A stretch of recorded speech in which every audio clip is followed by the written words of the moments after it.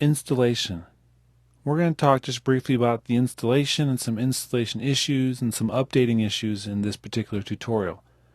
Now, first of all, you can buy this program either as part of the Creative Suite 4 or as a standalone application.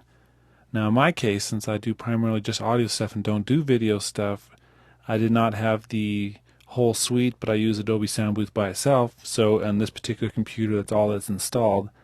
And so there's a couple different quirks about that. Primarily things like Adobe Dynamic Link don't have anything to hook into. I don't have the bridge and other things like that. Just a couple minor things, but if you're working with the whole suite, those things are activated. So first of all, we have a document that comes with this that talks about the installation of it and the minimum system requirements, etc. And these are slightly different for PC, Windows, and Mac OS. And you can go through here. If you're just installing this by itself, you don't really need the full 10 gigabytes, but all the other stuff does hold pretty true.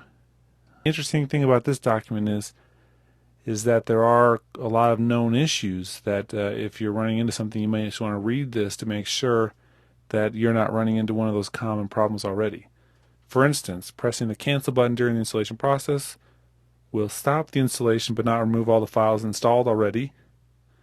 And you cannot install into an encrypted folder, issue number 1829320, and so you can see there's a number of issues going on here.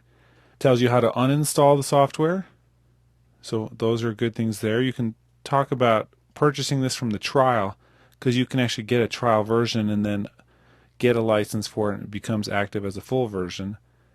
It talks about how to do the electronic licensing and some other known issues down below here, as well as customer care information.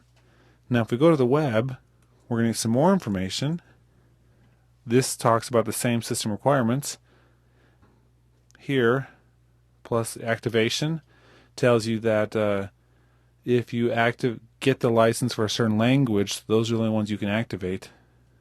And then we have, right off the sidebar there, installation support. So different errors you might run into as you install this.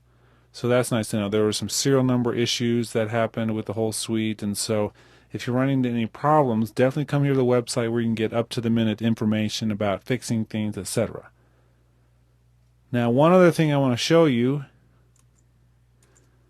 is here in the help window, online support, registration, deactivate. So if you need to reinstall it someplace else, because we have an online activation process where this computer that you're installing it on actually is activated for that license, if you need to move it to another computer, you actually have to deactivate it.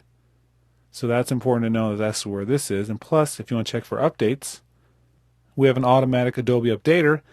With preferences, we can tell to check every week, every month, download all updates and automatically notify me when they're ready to be installed, or ask before they do that. And you can see which applications are to be updated and where they're to be downloaded.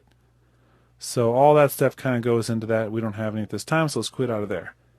So basically, a lot of resources for this. When you buy the product, you're going to get some information on how to do the specific install. So I'm not going to give that to you now, because if that changes over time, it's important to follow the most up-to-date and current version of the installation process.